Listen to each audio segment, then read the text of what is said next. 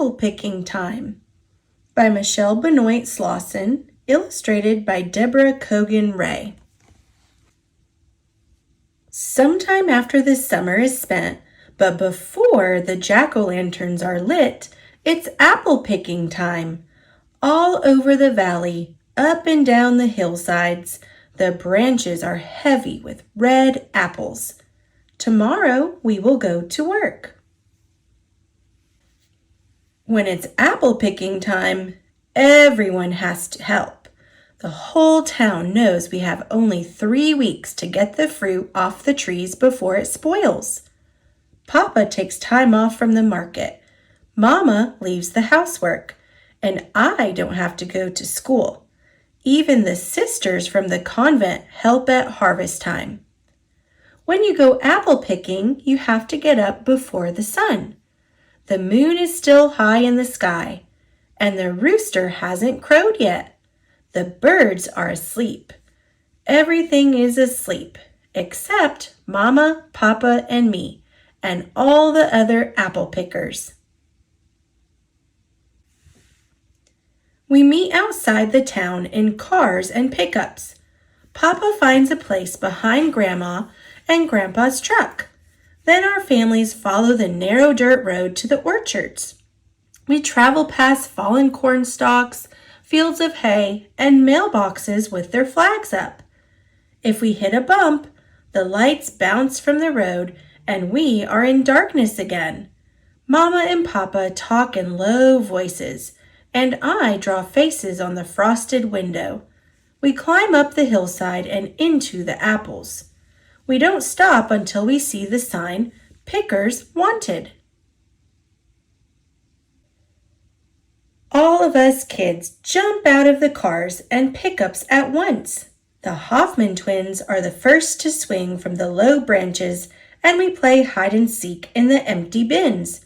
It's easy to find each other because breath clouds tell your hiding place.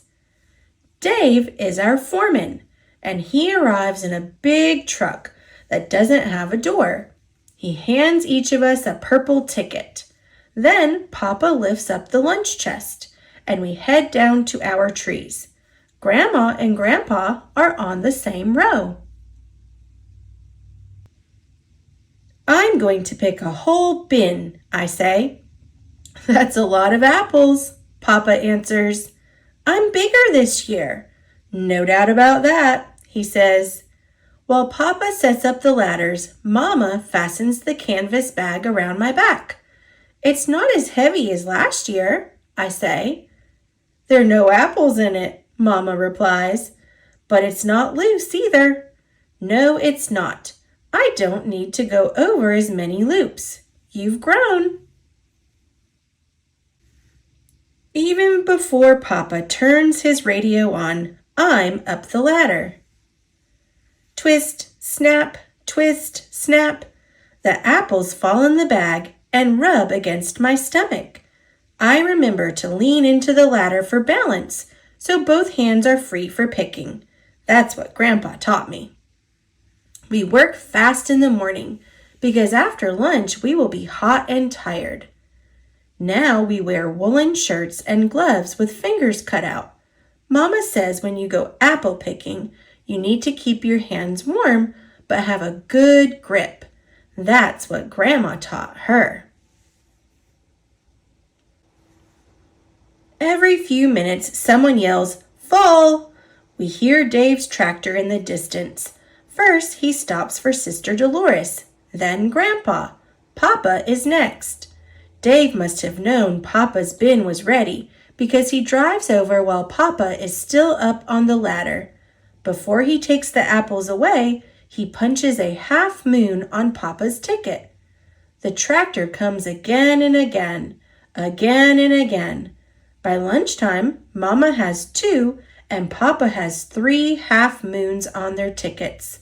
Mine has none.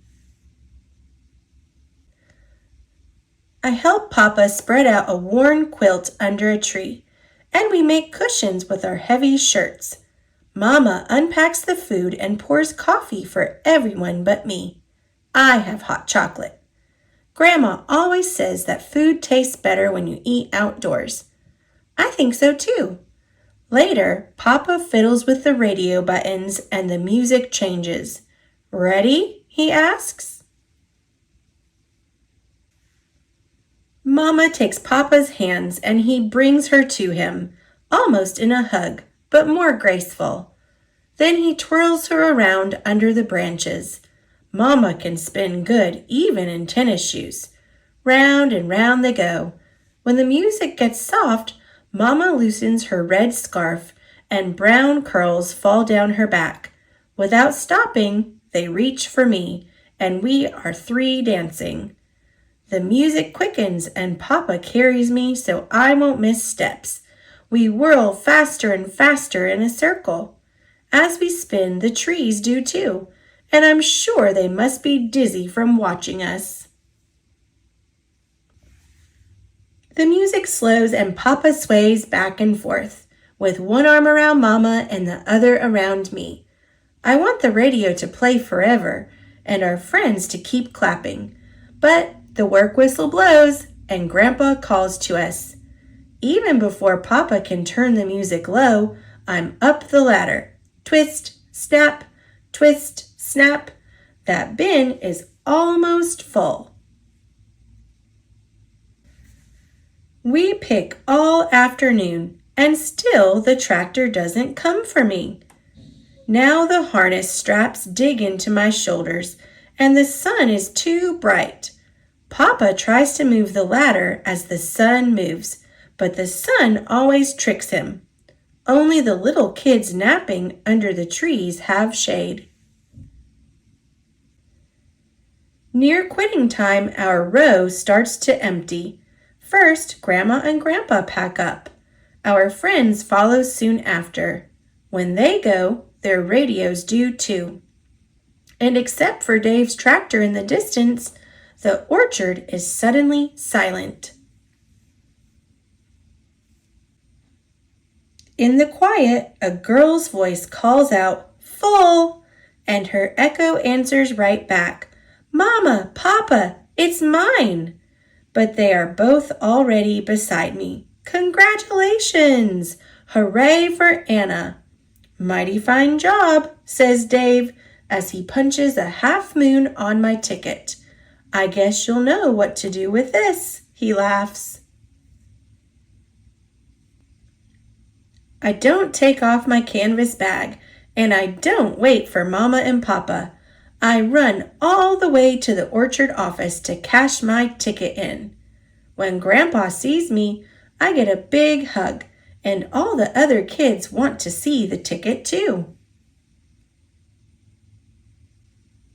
Soon, Mama and Papa join us, and everyone loads up their cars and pickups and says goodbye.